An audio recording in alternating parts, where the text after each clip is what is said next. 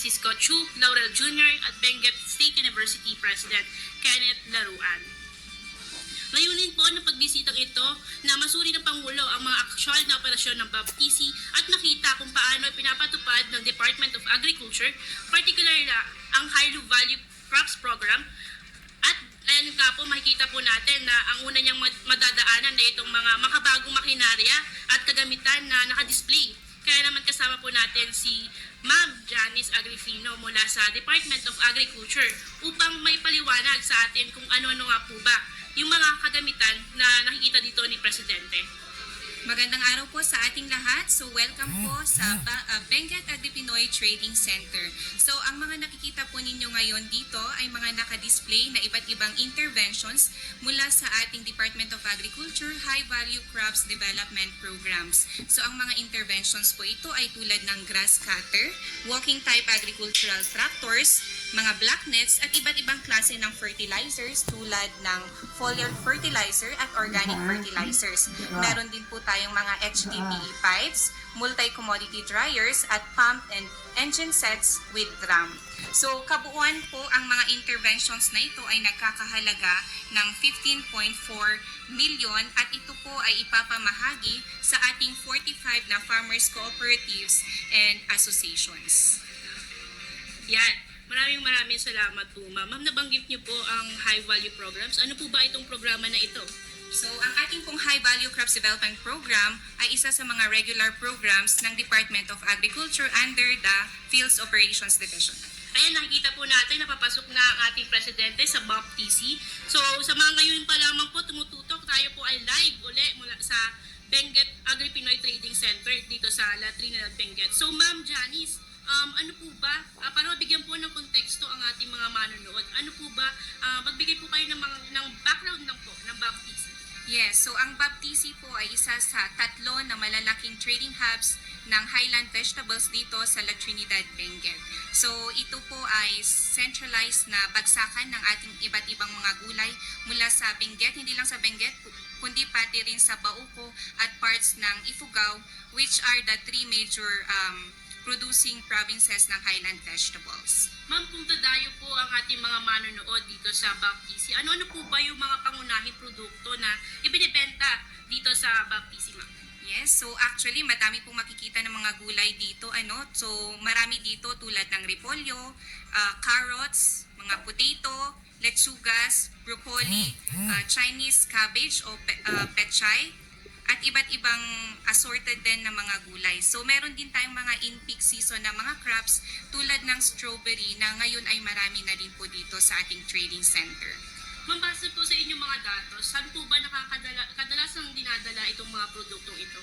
Yes, so ang ating mga produkto po mula dito sa BAPTC at iba pang mga trading centers in La Trinidad ay nakakarating po siya nationwide. So primarily, ito po ay dinadala ng ating mga traders sa karatig na mga regions 1, 2, and 3, Metro Manila of course. Meron din po tayong mga tawid dagat trackers na siyang nagdadala sa banda ng Visayas at Mindanao.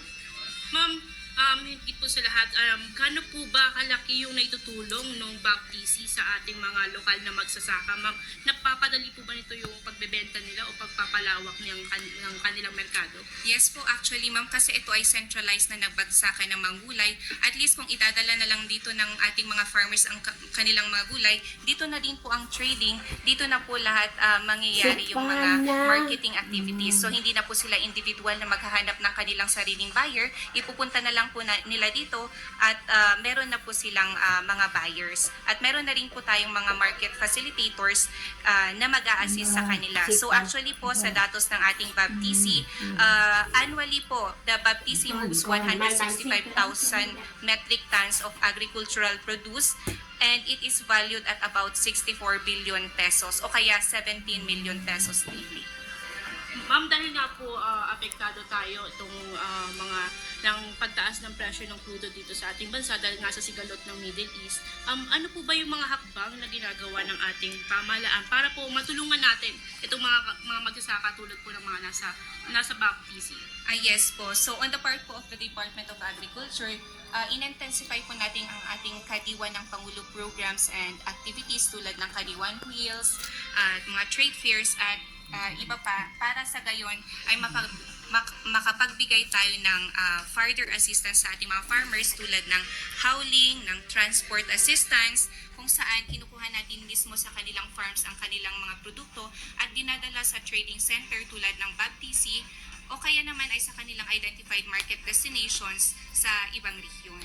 So as of April 14 po, the Department of Agriculture has already facilitated yung howling at saka marketing ng different na agricultural produce of about 27 metric tons at ito po ay nagkakahalaga ng about 1.6 million pesos. So meron pa po tayong mga madaming schedules ng kadiwa activities in the coming weeks para po sa gayon ay tuloy-tuloy nating matulungan ang ating mga magsasaka dito sa Benguet at mga karatig probinsya.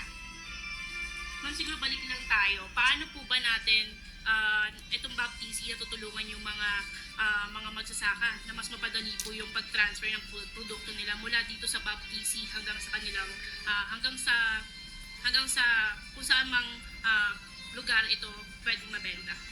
Yes, ma'am. So dito po kasi sa Benguet Agri-Pinoy Trading Centers, meron na po tayong mga market facilitators na siyang per commodity na rin siya. May iba't iba siyang mga spot areas.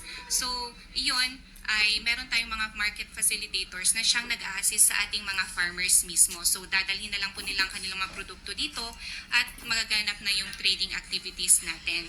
So ito daily base sa datos ng BABTC ay meron tayong at least 110 farmers na araw-araw ay pumupunta dito para sa gayon ay dalhin ang kanilang mga produkto at yung mga buyers naman po natin sila na po ang bahala na magdala ng mga ito sa iba't ibang lugar.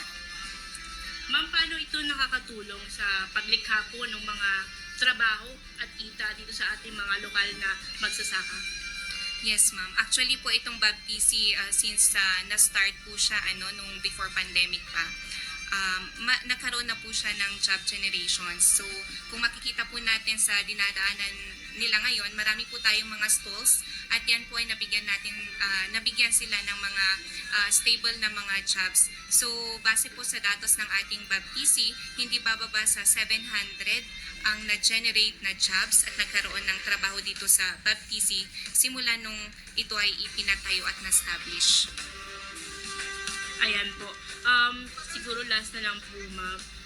Ano po yung naging papel ng logistic support sa pagdadala po nito ng mga ani ng ating mga Cordillera sa merkado? Yes po. Actually, malaki talaga ang nagagawa ng ating logistics support. Dahil kung wala tayong logistics support, medyo mahihirapan tayo na malink yung marketing ng products ng mga farmers doon sa ating mga consumers na usually ay nasa mga urban areas, nasa mga big markets tulad ng National Capital Region at sa Visayas at Mindanao. So through the logistics support, yung mga trackers natin, and even po yung pinoprovide ng Department of Agriculture, mas napapabilis natin, nababawasan din natin yung gastusin. We are here now at the trading center at pinuntahan din natin ang palengke because ang nangyari, very gulat kami yung mga report na dahil sa pagtaas ng presyo ng diesel ay hindi na binababa ang mga gulay na galing dito sa mountain province, dito sa mga mountainous areas.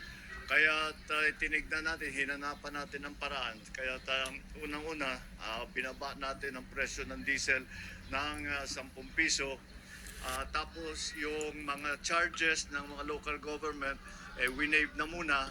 Tapos tinanggal na rin natin ang toll fee sa para sa mga truck na bumababa. Yung 10-wheeler yata 3,000 ang binabayad. Yung 4-wheeler 1,000 ang binabayad. Ngayon hindi na sila kailangan magbayad for a short time hanggat matapos itong problema natin sa pagtaas ng presyo ng langis. Patuloy lang namin ang ginagawa, pati yung mga driver na nangangailangan ng tulong sinama namin sa tupad program ng DOLE.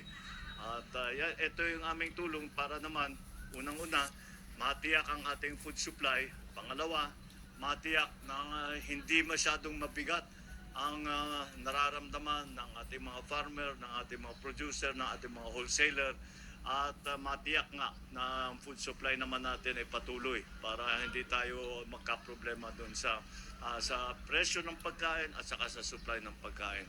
Mabuti naman at mukha namang dahil sa mga ating inisyatiba na ginawa ay mas nagkakaroon ngayon ng yung sistema ay umaandar na at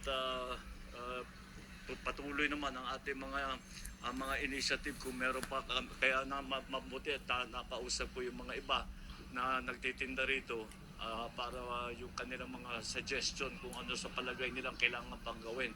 Kaya patuloy ang aming pag-aaral at patuloy ang aming pag-monitor para tiyakin na lahat ay makakaramdam ng tulong ng pamahalaan.